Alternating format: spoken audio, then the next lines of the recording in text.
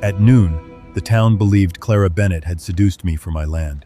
By sunset, they would learn I had helped create the lie. The accusation began with an apple pie. Clara carried it into the water rights hearing because she knew I had not eaten. The blue ribbon around the box matched the dress she had worn the night. I kissed her in my barn and then asked her to pretend it had meant nothing. She set the pie beside me without touching my hand. "You will get a headache if you keep drinking coffee on an empty stomach." That was all she said. At the front table, Evan Rourke watched Clara take her seat.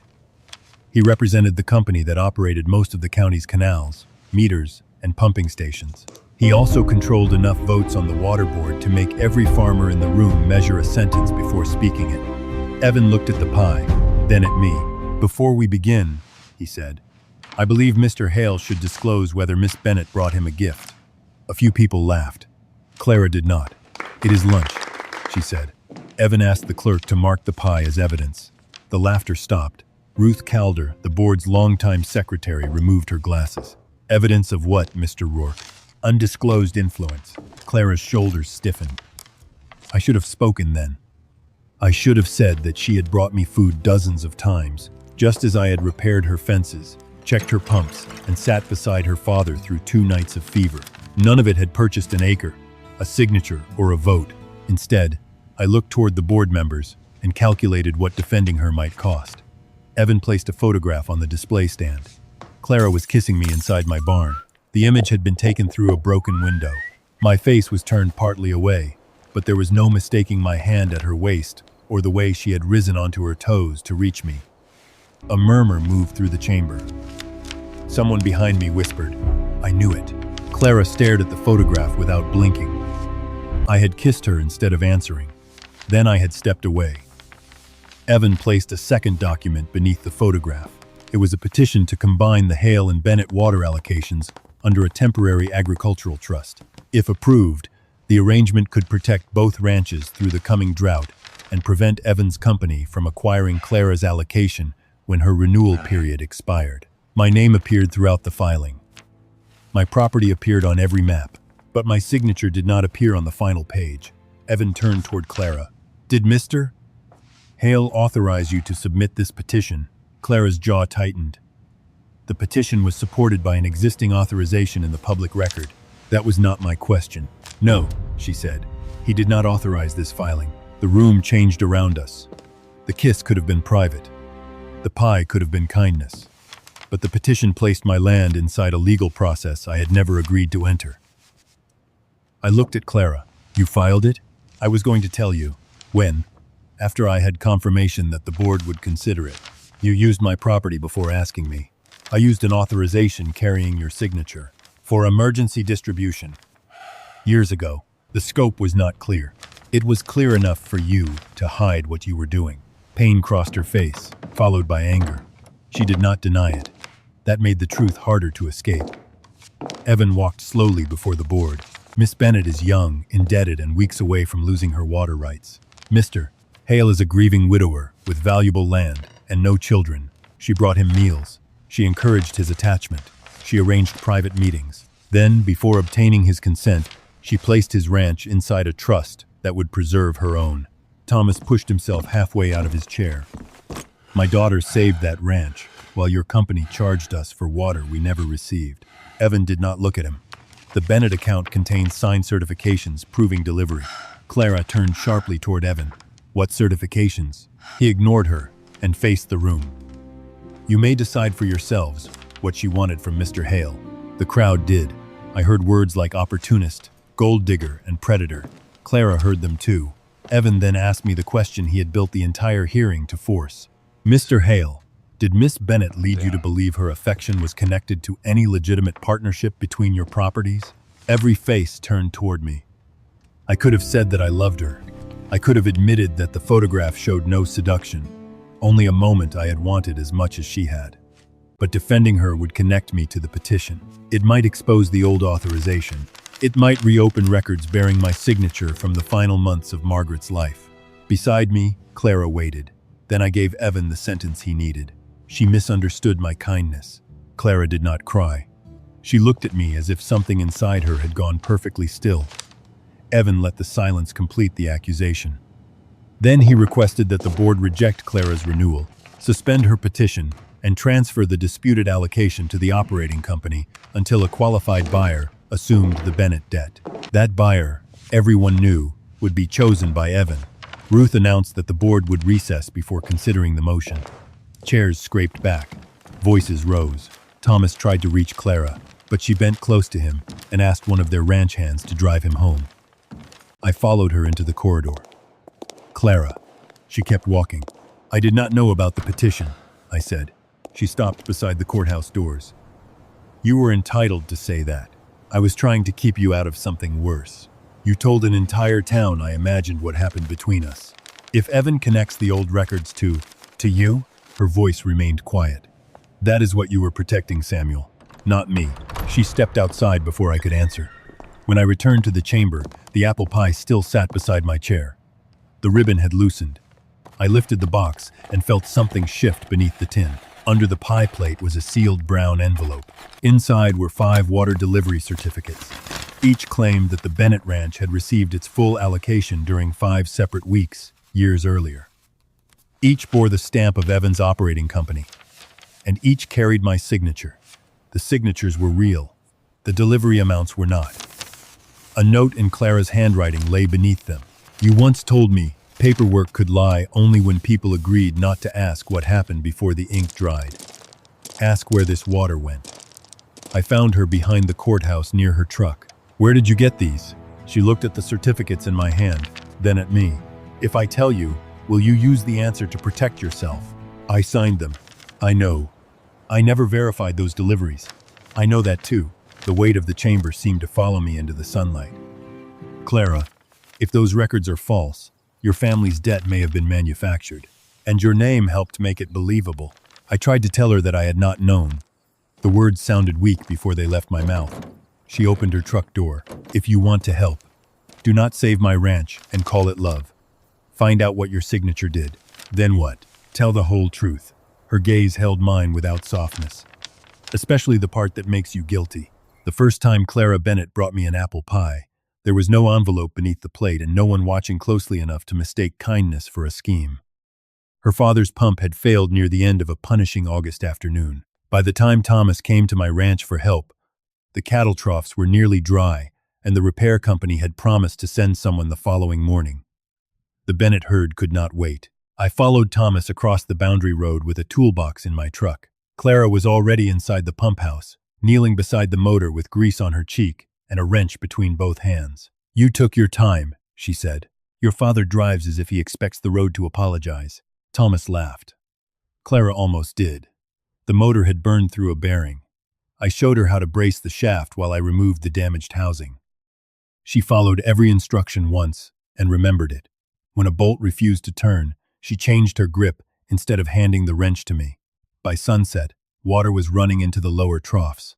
Thomas offered to pay me. I refused. Then stay for supper, Clara said. I have work at home. You have cattle fed, fences standing and no one waiting at your table. The words were not cruel. That made them harder to dismiss. I left before she could see how close I was to accepting. The following morning, she appeared on my porch carrying a warm apple pie tied with a blue ribbon. For the pump. I told your father I did not want payment. This is not payment. It is breakfast, if the rumors about your cooking are accurate. She glanced through the open door. A coffee cup sat beside a stack of water notices I had been pretending to read. The rest of the kitchen looked almost exactly as it had when Margaret was alive. I had preserved the room so carefully that it no longer felt inhabited. Clara did not ask to enter. Eat before the crust goes soft, she said, then walked back to her truck. I ate one slice standing at the counter. By evening, half the pie was gone. When I returned the plate, Clara was repairing a gate near the Bennett barn. That was not terrible, I said.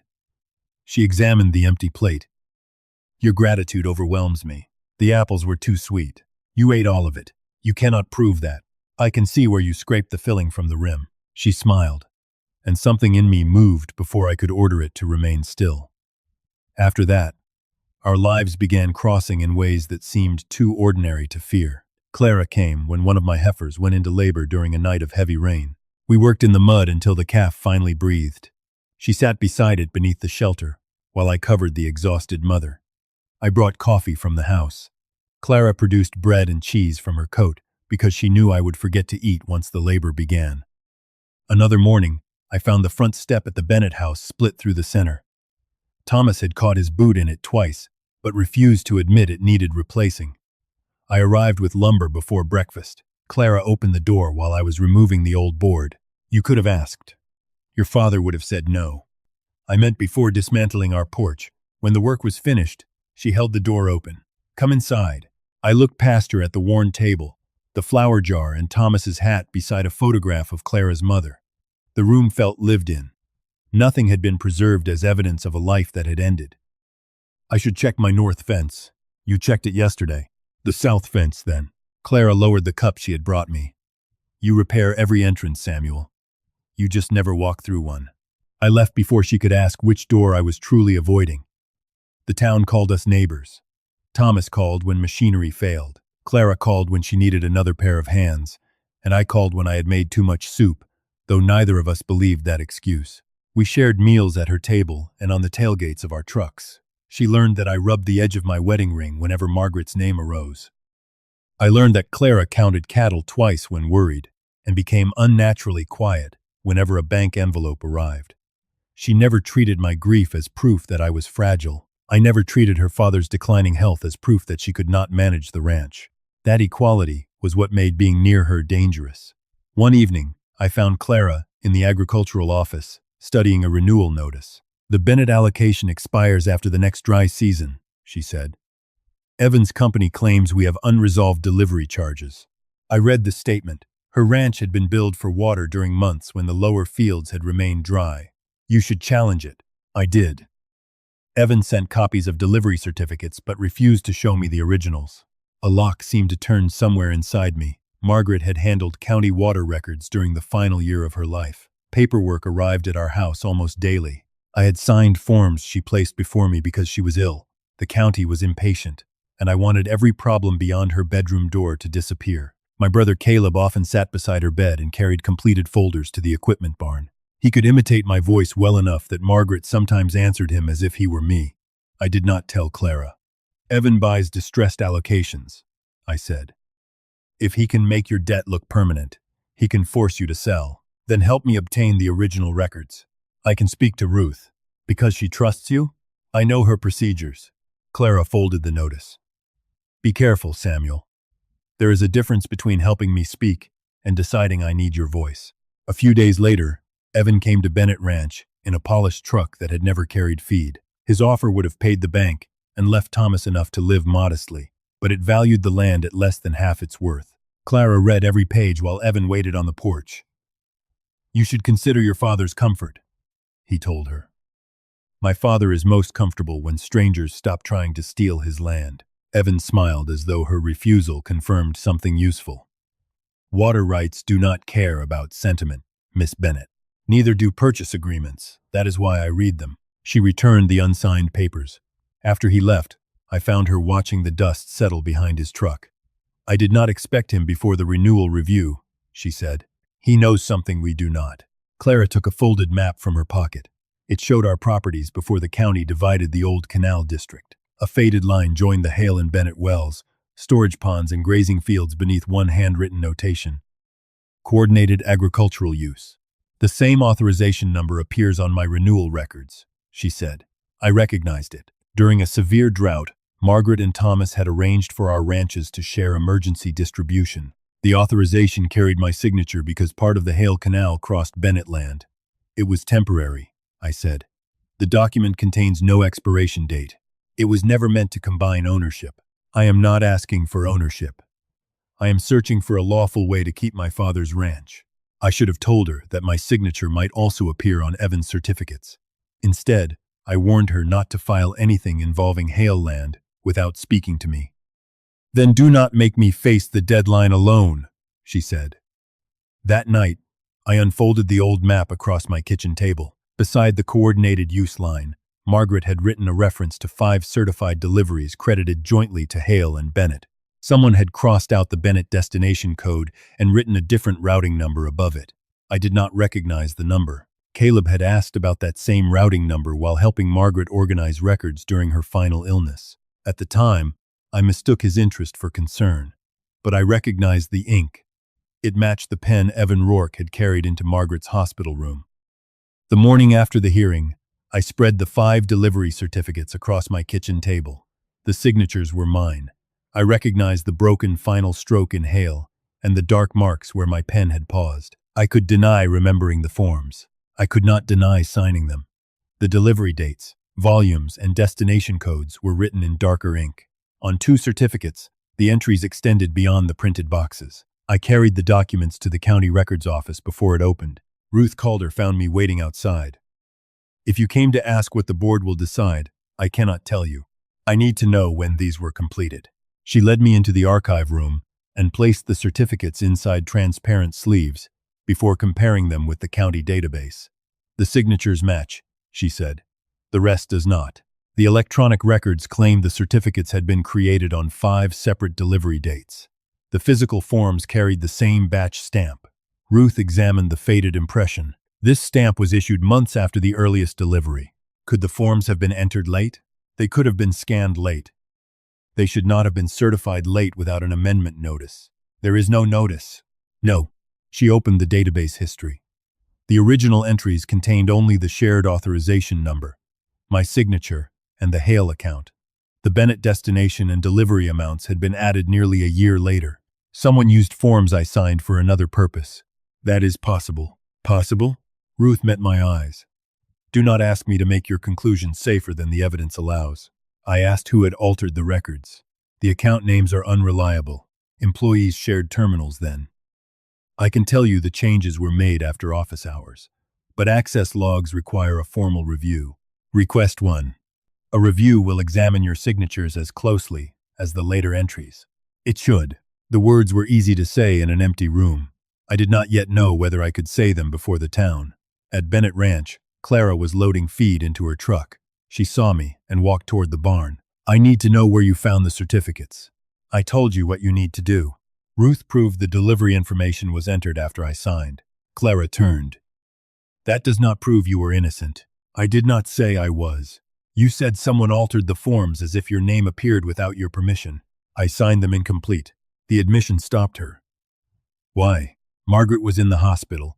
Evan brought forms he said would keep emergency water moving while she could not manage the committee records. And you signed without reading them? Yes. How many? I do not know. She looked toward the dry lower pasture. I cannot tell whether that frightens you because my ranch may have been robbed or because more records may carry your name. Both. It was the first answer I had given her without trying to protect the way she saw me. Clara folded her arms. One of our hands collected discarded shelving from the old canal warehouse before Evan's company cleared it. The envelope was inside a records box wedged beneath a cabinet. Why did you hide it in the pie? The first page named you. I needed to know whether you would admit the signature before someone prepared your defense. You tested me. I protected the evidence. I expected Evan to search my folder. I did not expect him to turn your lunch into an exhibit. What else was in the box? A torn index page and some maintenance invoices. Let me see them. No. Clara, you do not receive private access to every document because you have decided to investigate. She was right. Then take the originals to Ruth. My attorney has them. Ruth can examine copies. When did you hire an attorney? After the man I trusted told the town I had mistaken his kindness for love. Nothing I could say would repair that sentence without demanding sympathy for my regret. I will not come here again, unless you invite me, I said. But if the index contains a routing code, Ruth needs it. I will bring it myself. That is fair. Her surprise told me how often I had treated her refusal as the beginning of an argument instead of the end of one. That afternoon, Clara placed the torn index page beside the certificates in the archive room. Ruth remained between us. The page listed the same routing code for all 5 disputed deliveries. Ruth entered it into the county database. No active destination appeared. Try the historical register, Clara said. An older map opened across the screen. The route left Bennett Ranch, passed beneath the Western Service Road, and ended at a parcel once owned by the Drought Relief District. Cedar Pump Station, Ruth said. Evan told the board it closed before Margaret became ill. The operating permit was retired, Ruth replied. That does not prove the equipment stopped. Clara pointed to a faded line extending beyond the station. Its final section had been removed from the public map. Ruth searched the maintenance archive and found a disconnection notice bearing Evans' company seal. It claimed a damaged meter had made the station unsafe. The notice was dated 3 weeks before the first disputed delivery. If the station was closed, Clara asked, why send water there? The code might have remained in the system, Ruth said. 5 times? No one answered. Then I remembered Margaret beneath a hospital blanket, too weak to hold a pen. Evan had placed a folder on the tray beside her bed and warned that delays would leave families without water. I had asked where to sign. He had turned each page until only the signature line faced me. Margaret opened her eyes while I signed the last form. She tried to speak. I bent closer, but Evan closed the folder and said she needed rest. For years, I had remembered that moment as proof that I protected my dying wife from another burden. Now I saw how eagerly I had accepted the version that required nothing difficult from me. Evan brought 5 signature pages to the hospital, I said. Clara's attention fixed on me. Were they these forms? I cannot swear they were. Why did you not tell Ruth this morning? Because part of me had still wanted to measure the danger before deciding how much truth to surrender. I was not certain. That is the answer you use, when certainty might cost you. Clara collected her copies. I remembered only when I saw the route. She paused at the door. You remembered when the evidence made silence more dangerous than speaking. She left without waiting for an answer. Ruth placed the historical map beside the certificates. If you testify, uncertainty is allowed, she said. Selective memory is not. Who owned the station after the relief district dissolved? She searched the property register. The parcel changed hands twice. Its current owner is concealed behind a holding company. Can you identify the company? Not through this database. I studied the abandoned station at the end of the route. The certificates did not show that Bennett Ranch had received water. They showed that water assigned to Bennett Ranch had been sent elsewhere, 5 times, through a pump that officially had not moved a drop in years. By the following morning, someone had photographed Clara leaving the county records office with the disputed certificates beneath her arm. The image appeared on the town bulletin page before breakfast. The caption claimed she had searched for evidence against me only after I rejected her affection. By noon, the story had changed again. Clara was now a vindictive woman, threatening a respected widower because he refused to save her ranch. Evan did not need to repeat his accusation. He only needed to give the town another version of the lie. I found Clara outside Mercer Feed, unloading sacks she had already placed in her truck. I ordered these last week, she told the owner. Your account has been moved to cash terms. My payments are current. Your water debt is not. That debt is under review. The owner glanced at me. The bank called this morning. I cannot extend credit while your allocation may be suspended. Did the bank mention that the delivery records were altered after Samuel signed them? No one told me that. Then ask why they called before the investigation began. His expression hardened, but he did not change his decision. Clara returned the final sack. Charge them to Hale Ranch, I said. She turned immediately. No, the cattle need feed. My cattle are not your opportunity to repair your conscience. This is not about my conscience. Then respect my answer. I wanted to argue that pride would not feed her herd. Instead, I stepped back.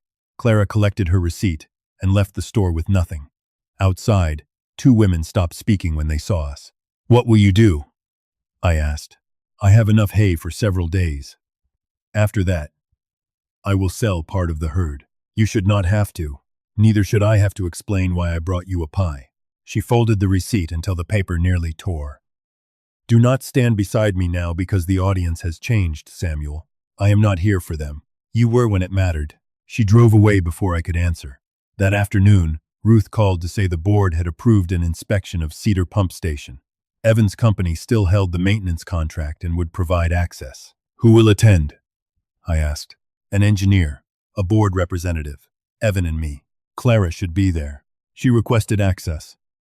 Evan objected because she is a party to the dispute. And me? He objected to you because you signed the certificates. Who selected the engineer? Evan's company. The inspection had been arranged to produce an answer before Clara or I could witness the question. I drove to the station before dusk. The concrete building stood beyond a locked gate at the end of a service road hidden by cottonwoods. Dry weeds surrounded the channel, and the windows were covered with dust. Then I heard a motor. The sound was faint, but steady beneath the wind. I followed the fence until the ground dipped near a drainage ditch. Fresh tire tracks crossed the dust inside the property. Weeds behind the building had been flattened by repeated traffic. A discharge pipe extended from the station. Beneath a recently replaced coupling, the metal was dark with moisture. The soil below it was wet. Looking for something? Evan stood beside my truck with one hand on the gate. I rose. A closed station should be quieter. Old machinery makes noise. Old machinery does not leave fresh water beneath a new coupling. He unlocked the gate and approached me. You always understood cattle better than machinery. I repaired pumps before you owned your first suit, and signed forms before reading them. The accusation hurt because it was true. If you enter this property again, he said, tomorrow's inspection may be suspended. Who owns the holding company behind this station? Perhaps the owner values privacy. Does the owner also value Bennett water? His eyes shifted briefly toward the building. I photographed the tire tracks, the coupling, and the damp soil. Evan did not stop me. Instead, he said, Clara lost her largest cattle buyer this morning. I lowered the phone. Water debt does not affect ownership of livestock. The buyer became concerned about the stability of her ranch. You called him. I answered his questions. You are frightening anyone who does business with her. Fear rarely waits for legal proof. Headlights appeared beyond the trees. Clara's truck stopped outside the gate. She stepped onto the public road and raised her phone. Miss Bennett, Evan said, this property is restricted. The road is not. You have no legitimate reason to be here. My family paid for water routed through this station. That gives me a reason, even if your records refuse to give me permission. She recorded the motor humming behind the wall. That sound proves nothing, Evan said. Then tomorrow's inspection should be simple. It may be delayed because Mr. Hale entered the property without authorization. Clara looked at me. Did you touch the equipment? No. Remove anything? No. Then document the trespass and continue the inspection. Evan's mouth tightened. My bank froze my operating credit today, Clara continued. The feed store closed my account. My cattle buyer canceled our agreement. If anyone else intends to punish me for asking where my water went, I would like them to do it in writing. You assume ordinary business decisions are punishment. I assume an innocent man does not need an entire town to frighten one woman. You filed a petition using Samuel's property without his consent. Yes, you concealed evidence. I secured the originals with my attorney and submitted copies for review. You kissed a man whose land could save your ranch. Yes, the single word unsettled him more than a denial. Clara held the phone steady. I filed before speaking to Samuel because I believed the old authorization gave me a lawful opening. I also feared he would retreat if Margaret's records were involved. I was wrong to make that decision for him. I was not wrong to care for him, and my feelings do not make the altered certificates genuine. She admitted the mistake that weakened her case without surrendering to the lie built around it. At the hearing, I had tried to divide the truth, offering the part that protected me while withholding the part that protected her. Clara had just done what I had refused to do. Evan turned to me. You should advise her to stop. She does not need my permission to speak. Clara's eyes met mine through the fence. Nothing softened between us, but something changed. I had not defended her by pretending she was blameless. I had defended her right to tell the truth in her own voice. Evan returned to his truck. Before leaving, he lowered the window. Ask Samuel why Margaret requested that the Bennett destination be removed from the original route. Clara looked at me. Ask him what his wife discovered before she died, Evan continued. Then ask why the final page of her committee journal is missing. His truck disappeared down the service road. The pump continued running behind us. Did Margaret ask for the route to be changed? Clara asked. I do not know. That is not what I asked. I looked at the damp earth beneath the pipe. Margaret told me she had made a mistake that could cost your family the ranch. Clara's face went still. When? The night before Evan brought the forms to the hospital. And you never told me. She was weak and heavily medicated. I convinced myself she was confused. You chose the explanation that allowed you to remain silent. Yes, the admission could not repair the damage, but it prevented me from hiding inside uncertainty again. Clara lowered her phone. Tomorrow, I will attend the inspection whether they admit me or leave me outside this gate. I will give Ruth every committee file still in my house. That is evidence, Samuel. It is not trust. I know She studied me as if deciding whether I finally understood the difference. Then find the missing journal page, she said, before Evan decides what Margaret meant for both of us. I searched Margaret's committee files until dawn. The boxes had remained sealed since her funeral. I had claimed I was preserving county records. In truth, opening them meant facing the final months of her life, without hiding behind grief. Her last journal ended with a torn page. Evan says the Bennett route must be corrected before the audit. A narrow strip remained caught in the binding, marked with blue ink. Margaret had always written in black. I emptied every folder. Near sunrise, a photograph slipped from an envelope of hospital receipts. It showed Margaret and Clara's father beside Cedar Station during the drought. Between them stood a meter housing marked with the code from the section removed from the public map. On the back, Margaret had written, "Thomas found the second line. Evan says it is inactive. Verify before renewal." I called Ruth. "The inspection begins after sunrise," she said. "I found proof Margaret knew about the hidden line." "Bring it." The final journal page was torn out. "That proves only that it is missing. The remaining edge has blue ink." "Bring the journal too." Before leaving, I removed my wedding ring. The pale skin beneath it looked unfinished. Taking it off did not mean I loved Margaret less. It meant I could no longer use loving her as an excuse for what I had refused to confront. At Cedar Station, Clara waited outside the gate with her attorney. Evan stood inside beside the engineer and the board representative. Ruth examined the photograph and journal. Evan barely looked at them. A photograph of old equipment does not prove it remained operational. "It proves Margaret intended to inspect a second line," Clara said, "and apparently failed, or someone removed what she discovered." Evan looked at me. "Is that your accusation?" The safe answer was uncertainty. "I believe you took the missing page." Clara turned toward me. Evan smiled. "Based on blue ink and a widower's delayed memory, you brought incomplete forms to Margaret's hospital room. You controlled the station records, and your company benefited when Bennett water disappeared. You signed those forms." "Yes." The admission no longer felt like surrender. I signed without reading them.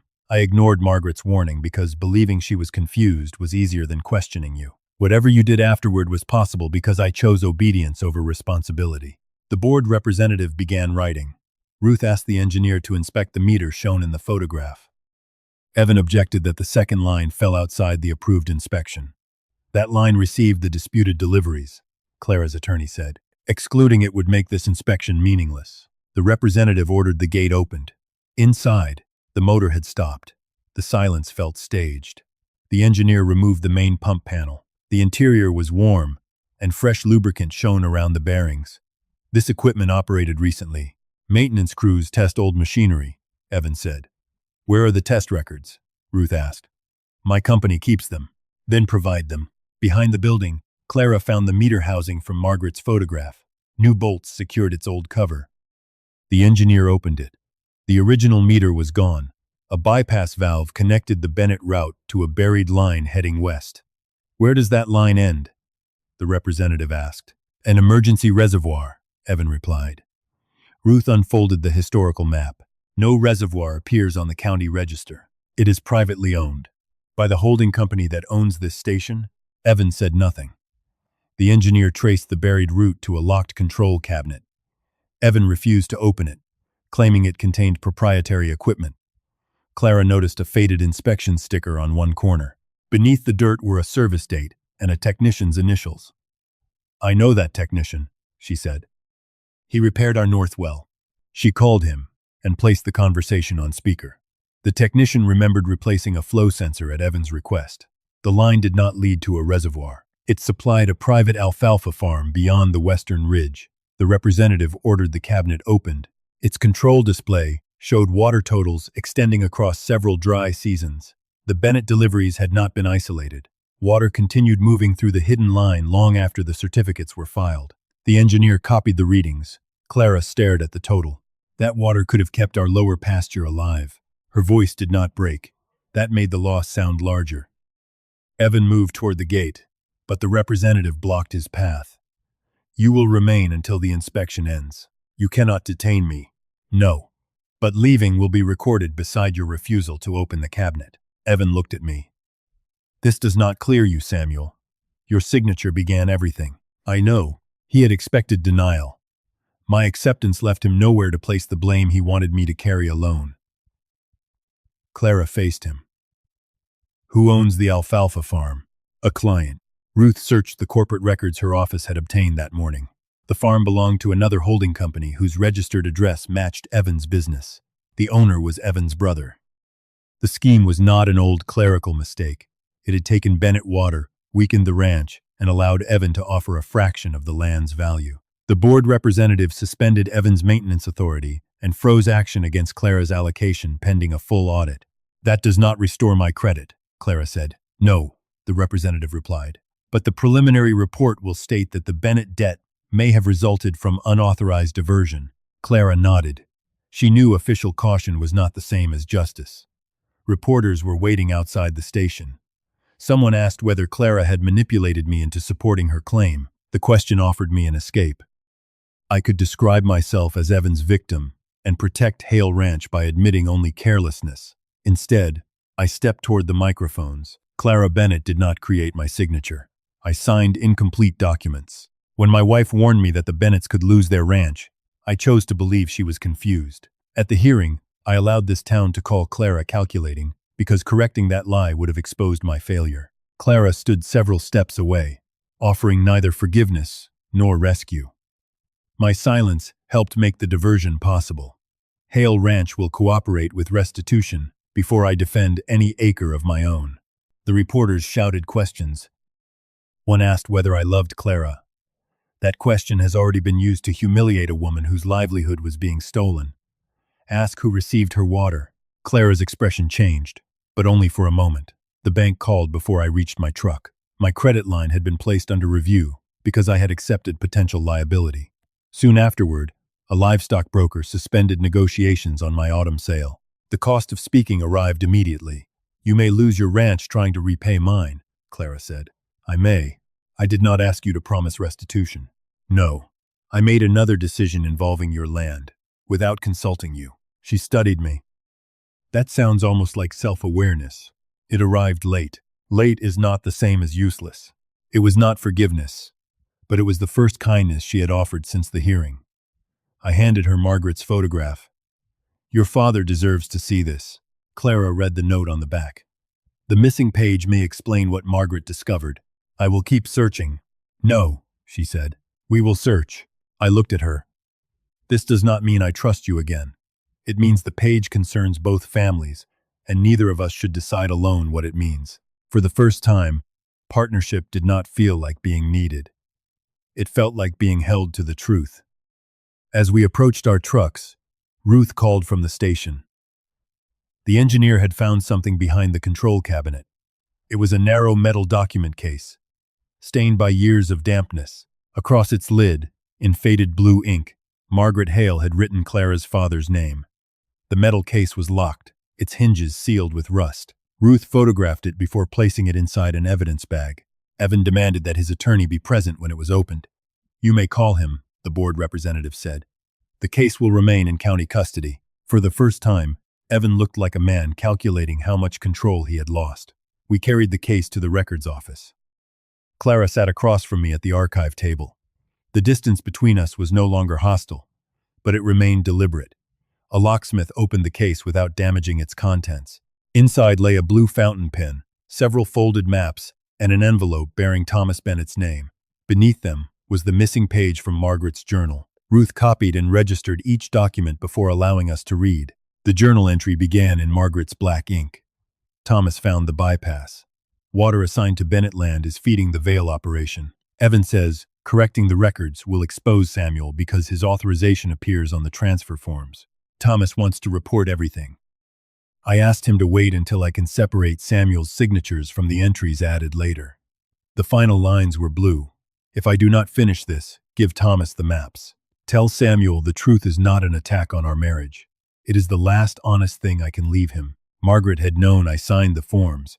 She had also known someone altered them. She had delayed reporting the diversion because accusing Evan without proving the alterations would have left my name carrying the entire crime. Clara read the page silently. Margaret was trying to protect both families. Yes, and Evan used that delay to remove the evidence. Ruth opened the envelope addressed to Thomas.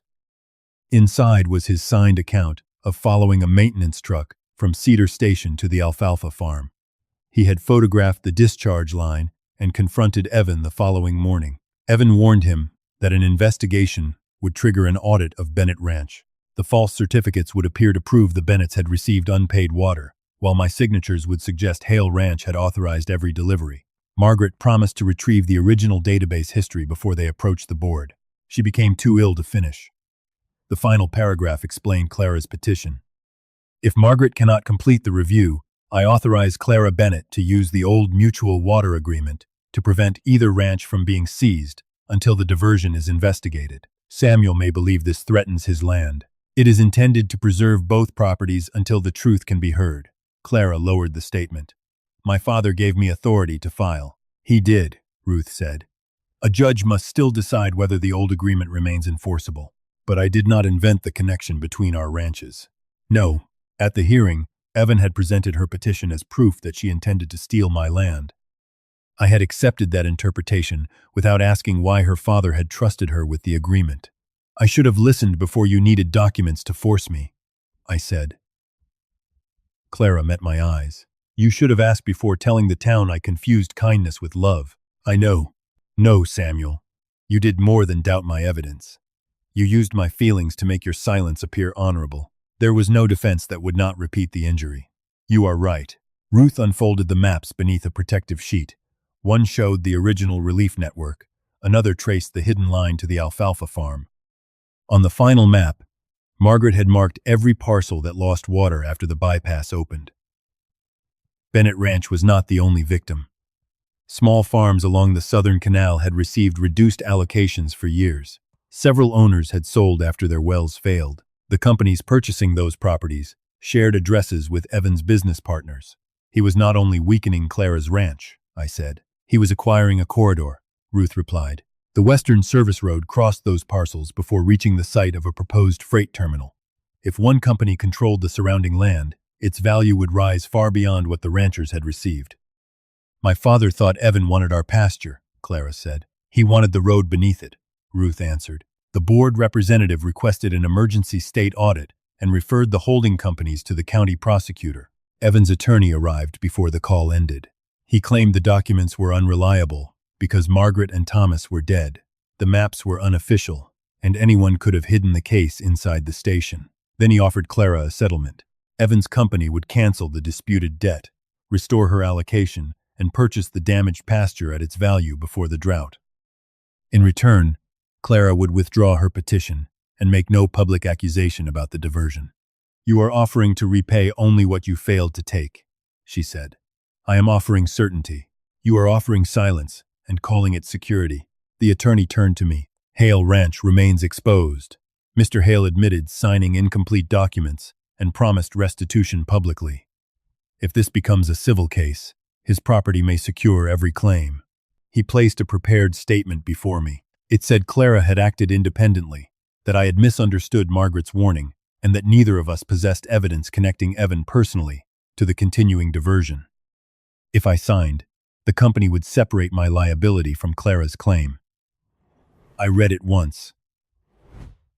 Months earlier, I would have searched for the narrowest sentence I could defend. I would have called it caution while another person paid for everything I refused to admit.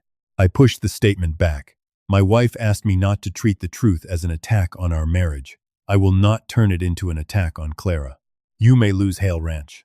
I understand. Margaret tried to protect it. She protected the truth until she could prove it. That is not the same thing. The attorney collected the paper.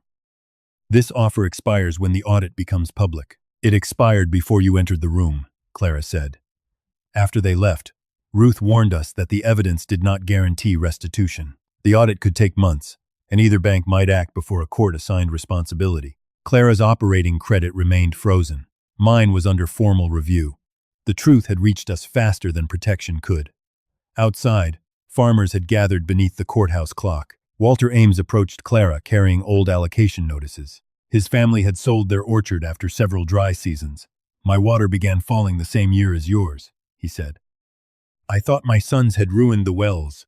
Another rancher carried bills bearing the routing code found on the Bennett certificates. Before sunset, Several families had requested reviews. Evan's scheme could no longer be dismissed as a dispute between two ranches or the revenge of one rejected woman. Clara stood on the courthouse steps while people handed Ruth copies of maps, bills, and foreclosure notices. I remained below. This was not the moment to place myself beside Clara for the cameras. She deserved to be seen without my reputation framing her. When the crowd thinned, she came down the steps. "You could have signed that statement and protected your ranch." "Yes." "Why did you refuse?" "Because losing land frightens me less than becoming the man who abandons you twice." Her gaze held mine. "Do not turn sacrifice into another request for forgiveness." "I will not. And do not promise me Hale Ranch if Bennett Ranch fails. I have finally learned not to decide the future of your land without you." A tired smile almost reached her face. Almost. Ruth emerged carrying a sealed folder. The state authority had compared Margaret's map with current survey records. The hidden line still supplied the alfalfa farm, but another branch continued beneath the western ridge. It ended at a reservoir registered to the county. "That sounds legitimate," I said. "It would be, if the reservoir supplied the public network," Ruth replied. "Where does it supply?" "Nowhere. Officially, it has been empty for years." Clara understood before I did. "If it is full, the diverted water can be returned." Ruth nodded. "And if Evan drained it?" I asked. "Then the missing water has another destination." Clara looked west, where the ridge darkened beneath the evening sky. The documents had revealed why our ranches were targeted. The reservoir would reveal whether anything remained to save. Ruth obtained emergency authority to inspect the western reservoir before dawn. The state engineer warned that Evan would receive formal notice. "If he knows we are coming, he may destroy what remains," Clara said. "Notice is required," Ruth replied. "Destruction is still a crime." We left in separate trucks and followed the service road beyond the alfalfa farm. Near midnight, a maintenance vehicle blocked the route. Fresh tire tracks curved around it toward the ridge. The engineer stopped. No crew was authorized tonight. Then a mechanical groan rolled through the darkness. The drainage gates were opening. Clara stepped from Ruth's truck. "He is releasing the evidence." The engineer checked his map. The discharge channel led toward an abandoned gravel pit, not the public canal. Ruth called the sheriff, but the nearest deputies were half an hour away. Water thundered beyond the trees. Waiting would preserve procedure while the reservoir emptied. Entering without authority could let Evan claim we contaminated the site. Ruth placed the board representative on speaker. He authorized the engineer to prevent destruction of county infrastructure and ordered the rest of us to remain outside the facility. We continued on foot until the reservoir appeared below us. Moonlight covered a body of water that official records described as empty. Its level was already falling. Evan stood near the control house with two workers. One carried tools, the other moved boxes toward a utility vehicle. Clara began recording. "You are trespassing," Evan called. "The county owns this reservoir," Ruth said. "My company operates it. Your maintenance authority was suspended. At Cedar Station, not here." The engineer approached the control house, but Evan blocked him. "You will wait for my attorney. You are discharging county water into an unregistered basin. Show me the work order." Evan glanced toward the worker carrying records. Ruth pointed at the boxes. "Put those down. You have no warrant. The state has preservation authority over material connected to an active audit. Remove another box, and it will be documented as possible destruction of evidence." The worker obeyed. Inside the control house, open panels surrounded a central display. The reservoir had received diverted water throughout the drought. A second screen recorded releases toward the alfalfa farm and other private properties. The engineer photographed both displays. The screens suddenly went dark. Evan had pulled an exterior disconnect. The gates continued draining without power. "Close them manually," Ruth said. The engineer explained that the manual wheel stood below the spillway. Water covered the walkway, making the crossing unsafe until rescue equipment arrived. Evan folded his arms. "Then wait. By the time deputies brought equipment, the reservoir might be empty." Clara studied an old site map inside the doorway. "There is access from the north embankment. It was sealed years ago," Evan said. "Then why are fresh tracks leading there?" We followed them to a locked service gate. Concrete steps descended toward the lower platform. Evan refused to surrender the padlock key. Clara examined the gate. "The chain is new, but this lower lock is original." I remembered the brass key attached to her father's mutual water agreement. The Bennett key. She drew it from beneath her shirt and pushed it into the lock. It turned. The old agreement had not been symbolic. It guaranteed both ranches access to emergency controls. Clara opened the gate, but Ruth caught her arm. That platform may be unsafe. If the water disappears, Evan will call the readings corrupted. You are not going alone, I said. Clara faced me. You do not get to protect me by deciding for me. I know. The agreement grants access to both ranches. We can decide together. I handed her one end of a safety line. After a moment, she secured it around her waist.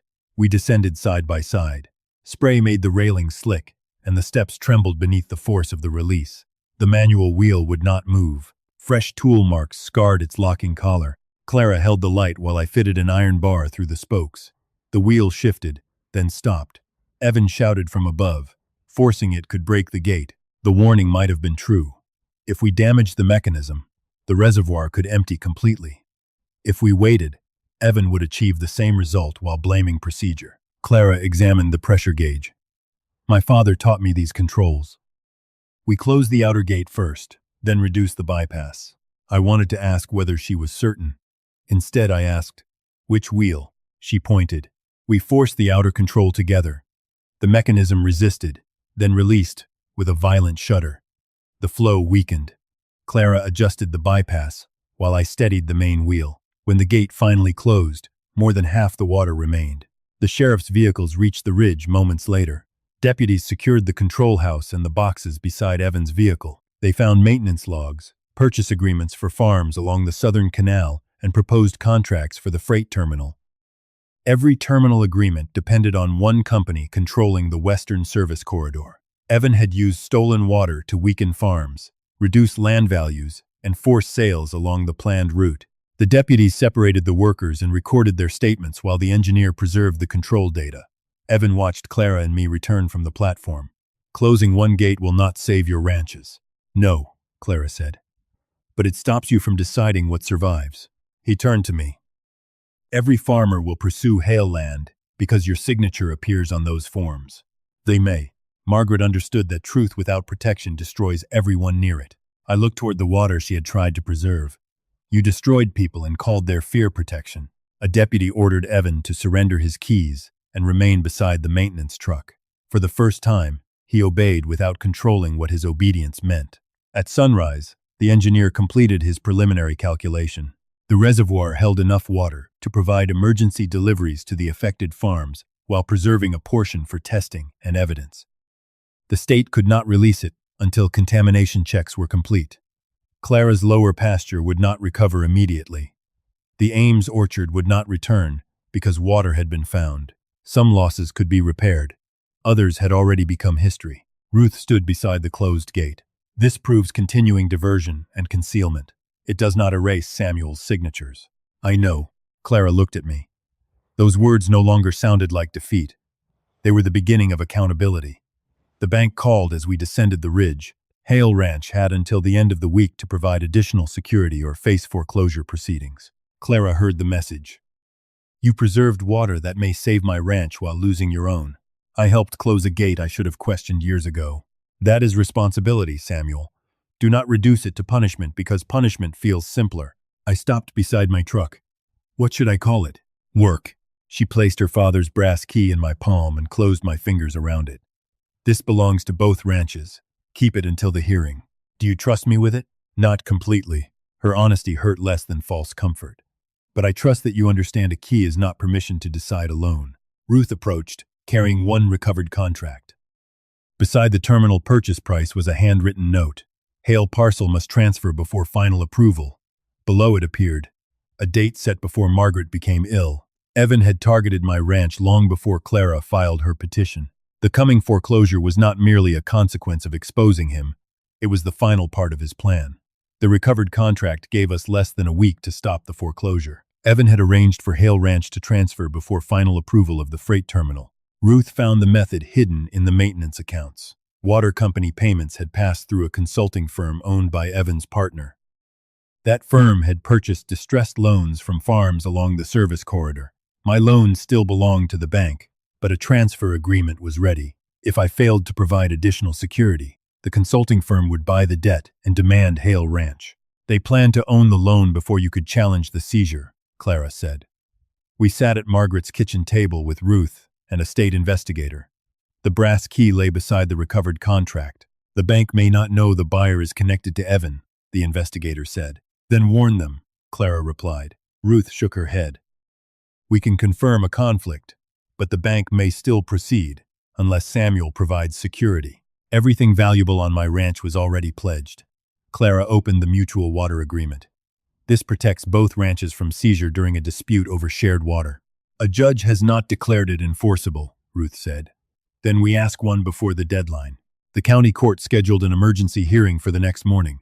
By sunset, Evan's attorney had filed an objection. He claimed Clara lacked standing to interfere with my loan and accused us of using an alleged romance to hide my property from creditors. The old humiliation had returned in legal language. This time, I handed the objection to Clara. What do you want our response to say? The truth. Our feelings did not create that agreement, and denying them cannot invalidate it. She held my gaze. You may say we were close. You may also say it ended when you chose silence. I will not describe what you felt. Good. Mine is not your testimony. We worked through the night with an attorney representing the affected farmers. Margaret's map established the shared network. Thomas's statement gave Clara authority to invoke the agreement. The reservoir records proved the dispute was real. My conduct remained the weakness. The attorney asked whether I had understood the forms I signed. Not completely. Did Evan force you? No. Did Hale Ranch benefit? We received water while others lost it, although I did not know why. He lowered his pen. That admission may prevent the court from protecting you. Then do not hide it. Clara watched me. It may cost you the ranch. Hiding it already cost other people theirs. Before dawn, a stone shattered the kitchen window. A notice tied around it accused Hale Ranch of stealing water and printed my address beneath the names of affected families. Clara reached for her coat. You cannot stay here alone. I will call the sheriff. That is not what I said. I will not let Evan turn accountability into permission for a crowd to decide guilt. Outside, we found only tire tracks. The warning was meant to frighten me and make Clara appear compromised if she remained. She swept the glass while I covered the window. Neither of us mistook the act for reconciliation. It was work. Farmers crowded the courthouse corridor that morning. Some supported the petition. Others wanted Hale Ranch sold to begin repaying their losses. Walter Ames stood between them. My family lost an orchard, he said. Samuel's signature matters. But selling his ranch to the men who caused the drought restores nothing. Evan did not attend the hearing. His attorney argued that the mutual water agreement had expired when Margaret and Thomas stopped operating the emergency network together. Clara's attorney placed the brass key before the judge. The physical access and connected infrastructure remained active. Cooperation ended because the diversion was concealed, not because the agreement became unnecessary. The bank's representative said foreclosure concerned unpaid debt, not water rights. Ruth then confirmed that the proposed buyer of my loan had financial ties to the company under investigation. The judge studied the transfer agreement. Did the bank know of this relationship? No, the representative answered. The judge asked whether the bank would postpone foreclosure voluntarily. The representative left to consult his directors. Evan's attorney rose. Mr. Hale admitted signing incomplete authorizations. Delay allows him to shelter property that may be needed for restitution. The judge turned to me. Are you asking this court to protect your ranch from the people harmed by your signatures? No. I am asking the court to stop it from being transferred to a company connected to the diversion. If Hale Ranch must answer legitimate claims, it should do so openly. Evan should not receive it before those claims are heard. Will you accept restrictions against selling or borrowing on the property? Yes. And independent management of the shared water? Yes. Evan's attorney said my cooperation meant little now that my conduct was public. Clara stood. I also had reason to cooperate after this town called me calculating. Motive does not make evidence false. The judge ordered her to sit, but the courtroom had heard her. The bank's representative returned with a temporary proposal. Foreclosure would be suspended if a qualified party guaranteed the interest payments until the preliminary audit ended. No individual farmer possessed enough unpledged property. Then Walter rose from the gallery. The Southern Farms formed a cooperative last night. He explained that restored water from the reservoir could support the farms still operating. Verified allocations would allow the cooperative to secure a seasonal loan.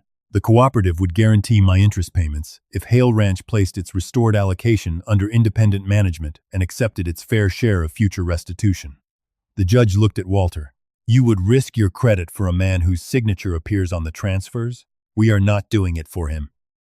If Evan takes Hale Ranch, he controls the road and the largest remaining access to the network. We are protecting our survival. It was not forgiveness. That made it honest. The judge paused for closure while the bank reviewed the guarantee. She prohibited transfer of my loan to anyone connected with the water investigation and placed both ranches under temporary protection through the mutual agreement. The ruling bought time. It did not restore the lost farms or erase my responsibility. Outside, I thanked Walter. Do not thank me yet, he said. If the audit proves Hale Ranch owes us, the cooperative will collect. It should. He joined the other farmers. Clara waited beside the courthouse railing. You protected your ranch without claiming you deserved to keep everything. We protected the chance to decide honestly what happens to it. That sounds better. Ruth emerged carrying a statement from a reservoir worker. He had admitted Evan ordered the nighttime release and removal of the records. He had also explained how the transfer entries were altered. The changes were made through Margaret's account, Ruth said. Margaret could barely leave her bed. Someone used her credentials. The worker claimed Evan gave him an access device and ordered him to deliver it to Hale Ranch. The recipient signed with my initial. I never received it. The worker says he met you beside the equipment barn after dark. He heard your voice but never clearly saw your face. Someone had used Margaret's account, my initial, and a voice mistaken for mine.